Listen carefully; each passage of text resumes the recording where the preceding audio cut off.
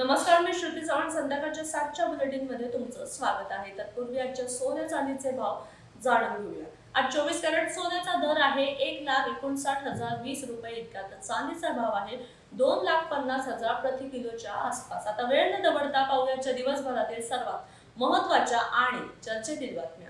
खारेपाटणमध्ये खड्ड्यांचे साम्राज्य, नागरिक त्रस्त. खारेपाटण शहरातील रस्त्याची पावसामुळे दुरवस्था झाली असून एसटी बस स्थानकाकडे जाणाऱ्या मार्गावर मोठमोठे खड्डे पडले आहेत. त्यामुळे नागरिक व वाहन चालक त्रस्त असून प्रशासनाने तातडीने रस्त्याची दुरुस्ती करावी अशी मागणी होत आहे.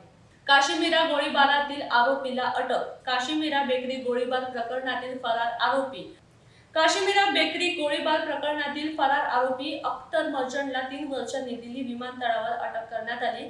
विदेशातून परतताना मीरा भाईंदर पोलिसांनी त्याला ताब्यात घेतले. लोणावळ्यात हॉटेल चालकाकडून कुटुंबाला मारहाण. कल्याणच्या फोडी गावातील कुटुंबाला लोणावळ्यात हॉटेलमधील वादावरून चालक व त्याच्या साथीदारांनी बेदम मारहाण केल्याची घटना घडली आहे. मारहाणीत एक महिला व पुरुष गंभीर जखमी झाले असून त्यांच्यावर कल्याणमधील रुग्णालयात उपचार सुरू आहेत. घाटगेवाडीत 2 जण वाहून गेल्याची चर्चा. दोडामार्गाच्या घाटगेवाडी परिसरात मुसळधार पावसामुळे नदीचा प्रवाह वाढला असताना 2 जण वाहून गेल्याची चर्चा आहे. घटनेचा व्हिडिओ सोशल मीडियावर व्हायरल झाला असून अधिकृत दुजोरा मिळालेला नाही. विद्यार्थ्यांचा जीवघेणा एसटी प्रवास. कल्याण पडगाव मार्गावर दरवाजा नसलेल्या एसटी बसमधून विद्यार्थी लटकून प्रवास करत असल्याचा व्हिडिओ व्हायरल झाला आहे. विद्यार्थ्यांच्या सुरक्षतेसाठी तातडीने उपाययोजना करण्याची मागणी जोर धरत आहे.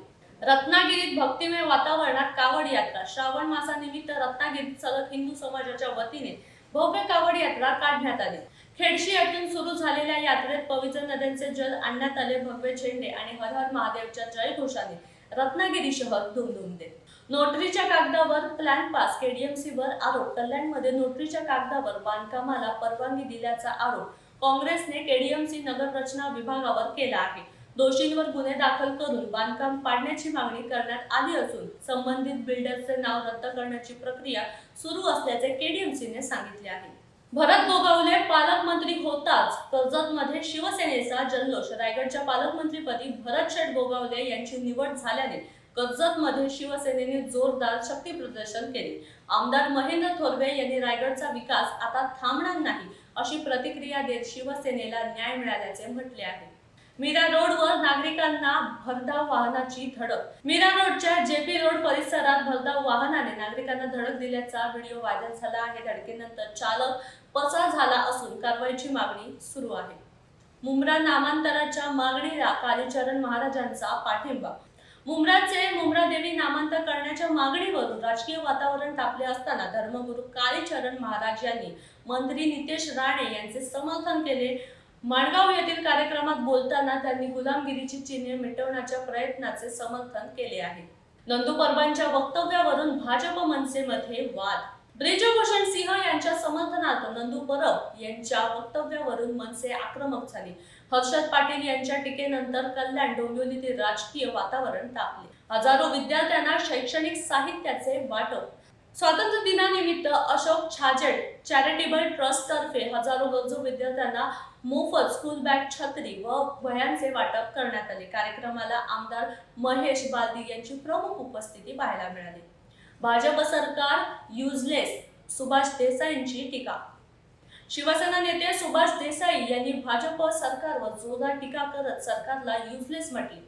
महागाई, बेरोजगारी आणि नागरिकांच्या समस्यांवर सरकार अपयशी ठरल्याचा आरोप त्यांनी केला. कल्याणमध्ये ठाकरे गटाला धक्का. शिंदे गटात प्रवेश.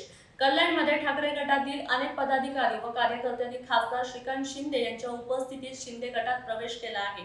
नगरसेवक महेश गायकवाड यांच्या पुढाकाराने झालेल्या या पक्ष प्रवेशामुळे आगामी राजकीय समीकरणांची चर्चा सुरू झाली आहे. विरोधकांना बोलू न दिल्याचा आरोप. शिवसेनेचा सभात्याग. मीरा भाईंदर महासभेत विरोधकांना बोलण्याची संधी न दिल्याचा आरोप करत शिवसेना नगरसेवकांनी सभात्याग केला. सभागृहाबाहेर ठिय्या आंदोलन करत भाजप विरोधात नाराजी व्यक्त केली.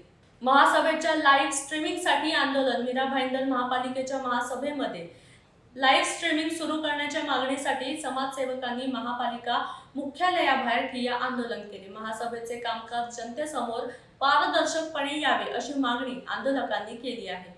खेड बस स्थानकाच्या प्रवेशद्वारावर 1.5 फुटाचा खड्डा पडला असून संपूर्ण बस स्थानकात मोठमोठे खड्डे व चिखल साचला आहे। त्यामुळे प्रवासी आणि बस चालकांना मोठा त्रास सहन करावा लागत असून तातडीने दुरुस्तीची मागणी जोर धरत आहे।